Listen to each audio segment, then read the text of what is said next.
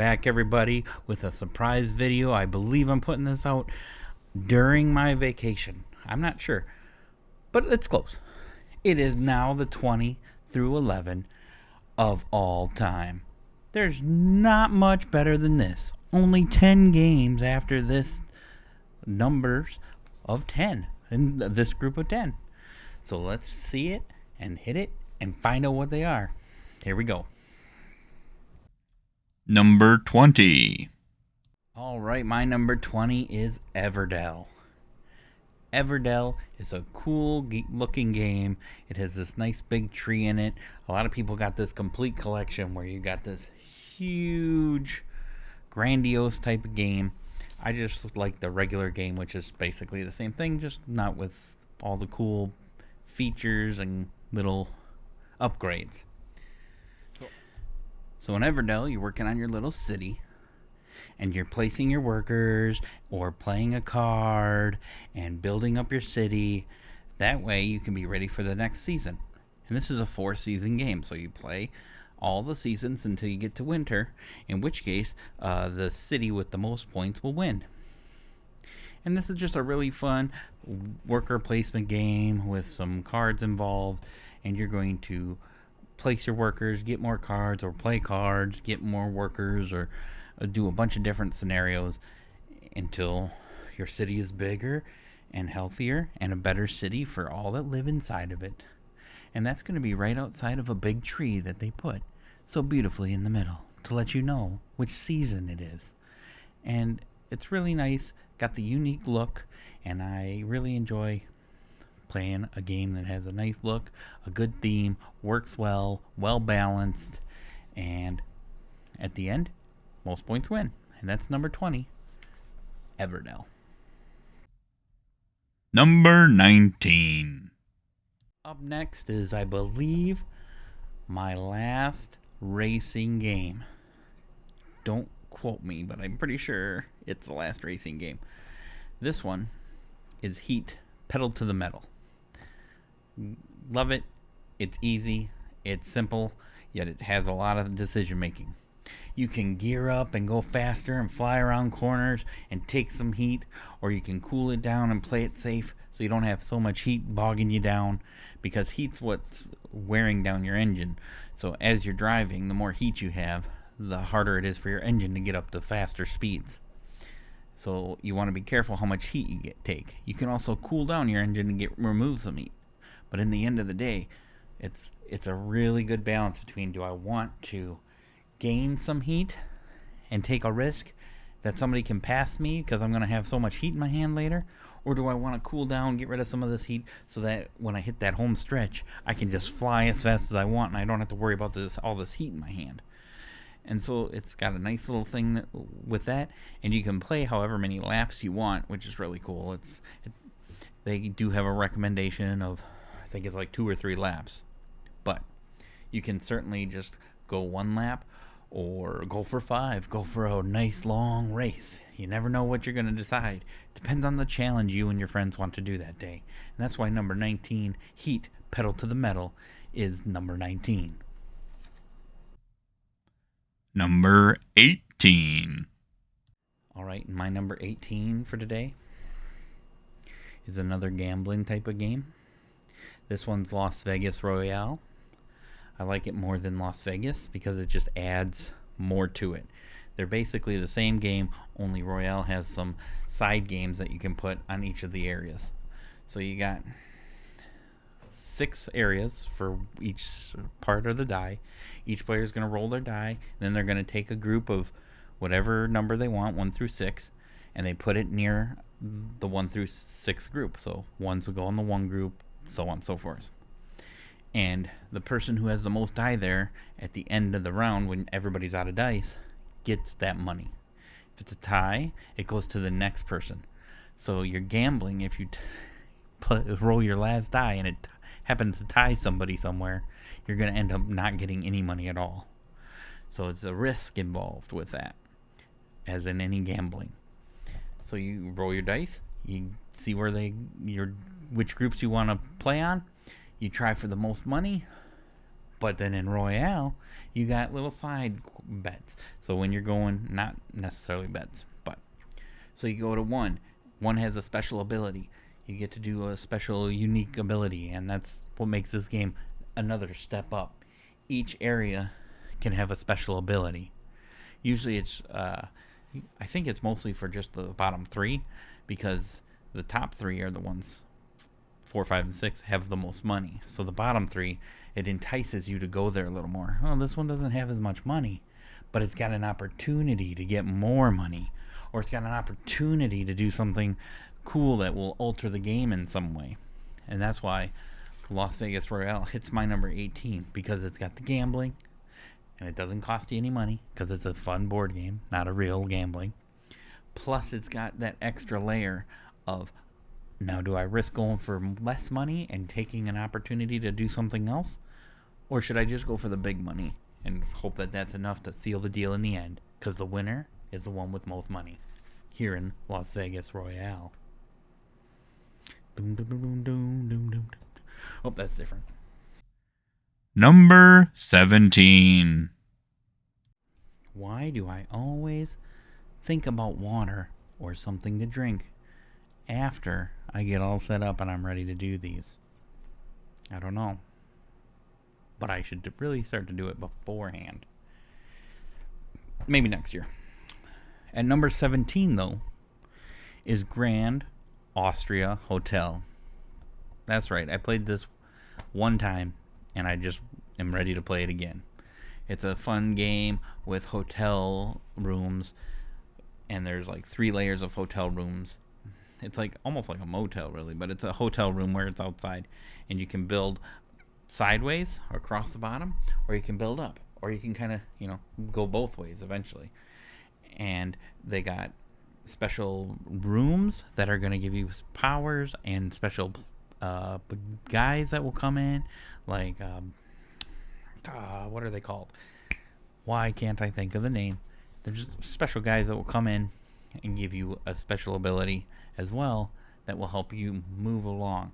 The trick in this game is to have enough money to do things, because you are living on the edge of broke the entire time with these hotels. So it's really strategic, really tight money, and you're trying your best to figure out what will be the best way to go. And then, of course, you got these certain areas that if you cover all the rooms in a certain area and you get people in each of those rooms, you get a special bonus for having like 3 red rooms right next to each other, or 2 blue rooms that are higher up, so they're harder to get to. So you get special bonuses for filling these rooms. So it's a unique game that has a lot of different moving parts that makes it a whole lot of fun. I guarantee you, if you give 17 Grand Austria Hotel a try, you'll probably enjoy it, just because it's got many different moving parts, and who doesn't like that? I mean, maybe you don't. In which case, I would suggest number 18, but we're on 17, so you should try that one instead, right now. Earlier, you should have tried 18. See how this works? You try the game that I talk about. Then you come back, after you play that game, you come back and you go, that was fun, let's try the next one. And eventually you played 100 games. 17, though, Grand Austria Hotel. Number 16. All right, and now we're on to 16.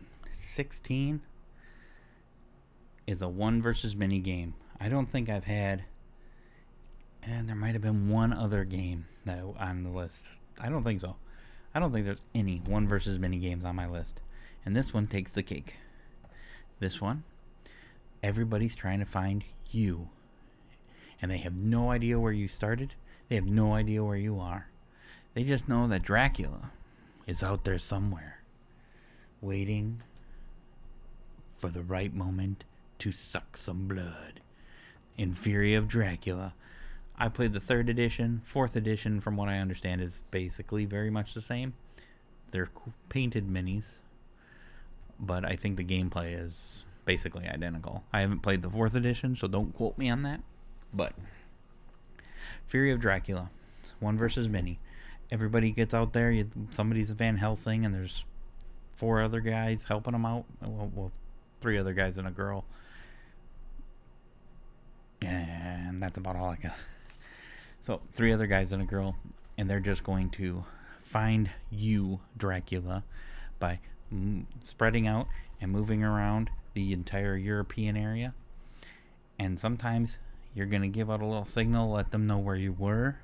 Or maybe, if you're feeling lucky, you might pop your head out and try and eat one of them while they're not looking. All of a sudden, boom, I was right next to you. And now I'm right in your space. And I want to suck your blood. That's Fury of Dracula. Who's going to win? The good guys or Dracula? You never know. Number 15.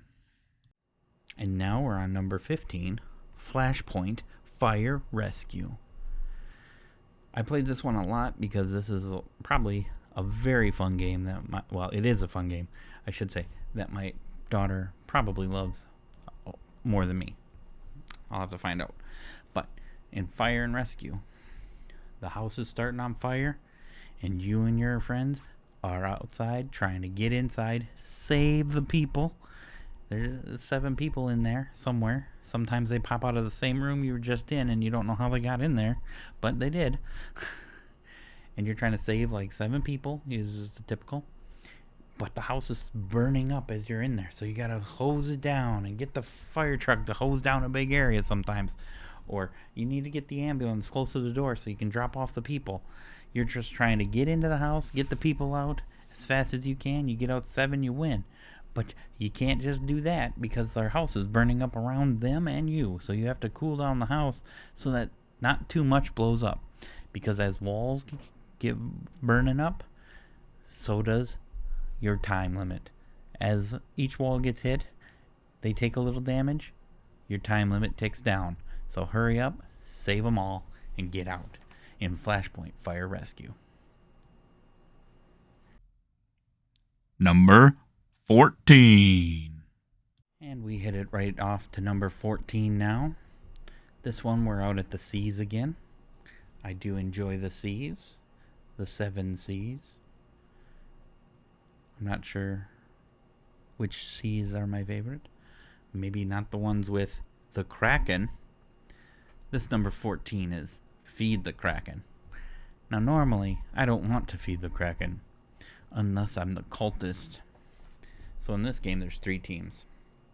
If you have a bigger player count. So you got 3 teams. Actually, I think it's always 3 teams. You got the cultist leader, who is going to try and recruit as many people as they can. Then you have the sailors, who are trying to get everybody to safety. And then you have the pirates, who are trying to lure everybody to their island so they can steal all your loot and leave you to die on the coast, or who knows what. Maybe try and still make it home without any food or water or anything. They're pirates. I mean, I wouldn't trust them. Especially that one. She knows who she is. She's diabolical. In Feed the Kraken, you're going to be moving up and then having to branch out your ship. You're either going to go to the left of an island or to the right of an island. And on your way, you can check people to see if they're good crewmen or bad crewmen. And as you're checking them, they could also get you to find out if you're going to be on the cult team. So you're going each turn. You have the captain who's going to pick 2 people, one who's going to be a navigator and a first mate, and they're going to give the captain 2 cards. And the captain's going to take those 2 cards, look at them, and one of them's going to be a pirate card or a sailor card or a Kraken card. So red, blue, and yellow. And you're going to have 2. So you're going to look at them and decide which direction you want to go. And then you're going to put that back in there and take the other card and set that one in the discard pile. And the one that you picked is the way you guys are going to go. Now, if you pick a red card or a yellow card, people are going to be suspicious of the captain. But not only the captain, the 2 players who might have put that card in there. Like, why did they do that? Is it because they didn't have a blue card to set them on the right path? Or is it because they're a pirate or a cultist? And why did the captain pick that card? Were there no blue cards? Was there a red and a red? Or red and a yellow? Did you pick the yellow because you're a cultist? Or, there's so many different scenarios making Feed the Kraken so much fun. And the minis on this game is looking very cool as you head up an octagonal path with your little boat. And you're going to watch out for the Kraken coming down because he's going to eat some people if you let him. So watch out as we play number 14, Feed the Kraken. Number 13. Number 13 is going to be a historical game that is very thematic, in my opinion, and it seems to work very well for what it is. It's Black Orchestra. You have a team of people who are turning on Hitler or already disliked Hitler from the beginning, and you guys are trying to find a way to assassinate him. And the thing is, you're going through up to 7 years of history here, and at first it can be very hard to get near Hitler and kill him. But if you can hold it out long enough without being caught, you have a better chance near the end.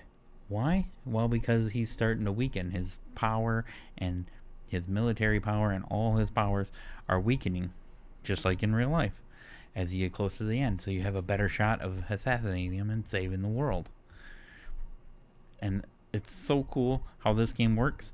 The one thing I'm always concerned about with this game is the dice, because at the end of the day, this game comes down to your dice roll.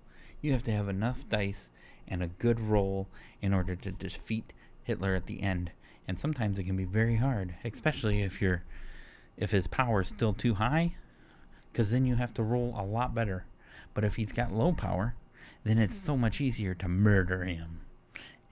And it's probably one of the few games where everybody can enjoy murdering people and not having such a bad feeling about it. This one's one where it's fun, because you're not even murdering your friends. Nobody's playing the evil role. Everybody's working together. And it's a joy when you roll and you get just enough to victory. And it's over. And we are the champions and saviors of the world. Everyone loves us. And that's number 13, Black Orchestra. Number 12.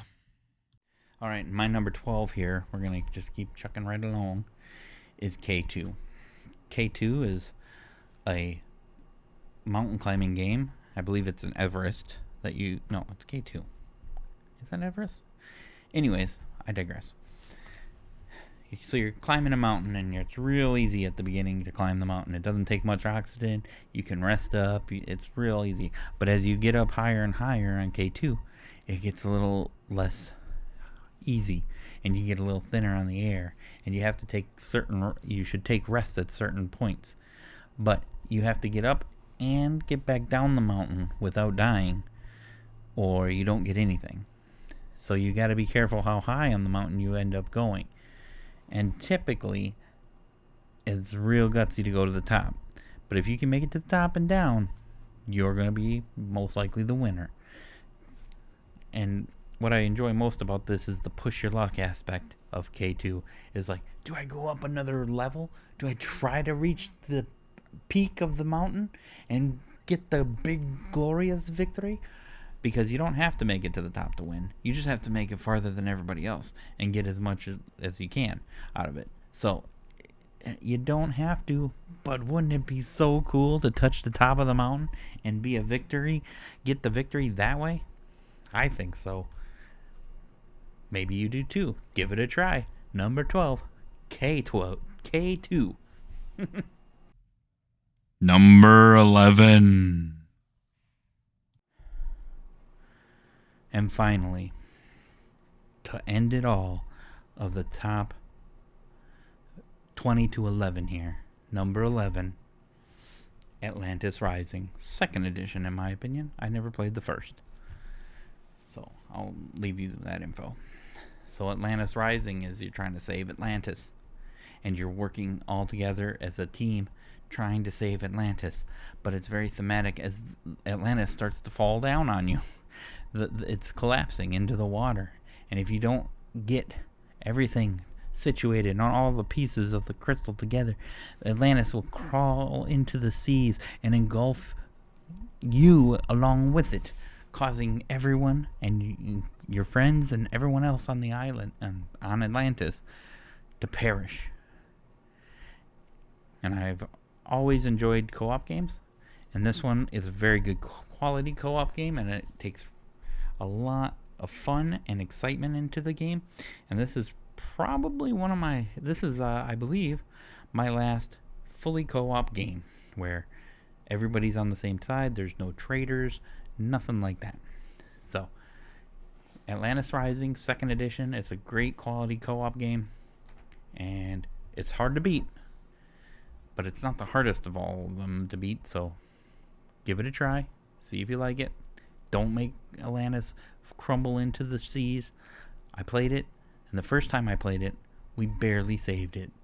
But we saved it. I mean, that's a win. Doesn't matter if you barely did it. If you win by an inch or a mile, it's a win. With number 11, Atlantis Rising. 2nd edition, to be fair. And that's all we got for this week. 10 through 1 is coming up soon. Sooner than later. I've already got everything ready to go. I haven't recorded it as of right now, but maybe I have by the time you are looking at this. I don't know. But I can tell you that it's not recorded yet. And it's going to be a whole lot of fun. I actually have a list of my 1 through 10 right here. I'm looking at it, and I can see that, so many good games. So many. Even this one right here, it's called... So that one's going to be great. I can tell you that much. Hoofda boofdas. Hope you enjoyed this little edition here. I'm going to try and still, if you're watching this while I'm gone, I hope you're having a good week. And I'm still going to be in the comments as always. And hopefully you're playing some good games. Until next time. See ya then. Bye-bye.